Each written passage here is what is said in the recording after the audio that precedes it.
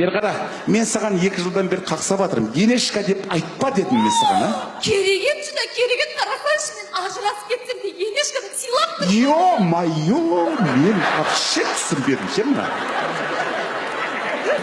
Апа енді сізді ажырасып кетсе де ене деп сыйлап жатыр ғой енді. Жоқса енешка деген сыйлаған ба сен? Айналайын сөздің парқын түсінсей сен айналайын. Қандай сөз парқы? Ай, осындай албасыздай келіндер келеді, қазақтың керемет қасиет сөзіне сөйтіп орысшан жалғап қояды. Сөйтеді енесін енешка, тәтесін тәтешка, апасын апашка, атасын аташка, братишка. Ай, соның бәрі ешкі ма сонда? Ол сыйлап тұрған жоқ қой, малға теңеп тұр ғой бәрімізді. Айналайын балам ау. Ай, қазақта қандай қасиет сөздер бар ғой, қалай айтсаң да өзгермейтін шырағым.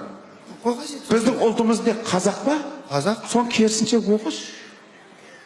Қазақ дұрыс па? Иә, шынымен. Ата деген сөз. Ата.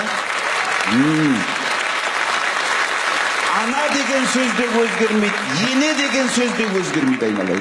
Аға, іні деген де өзгермейді. Жеп отқан наныңның өзінде былай айтсаң нан болады. Көрдің ба? Лепешка деген өзгермейді.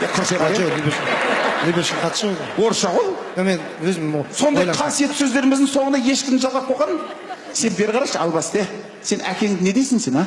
Папа. Папа дейді екен, е? Сол папа дегенді керісінше айтшы. Көрдің ба? Асқар таудай әкесін итке теңеп отыр да иттен жыраған. Мамаңды айтпай қояйын.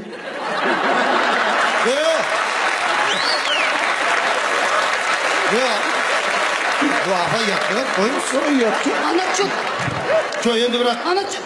Бірақ. Ана чөт дура, что ли? Жоқ, менікі тура, сен дура.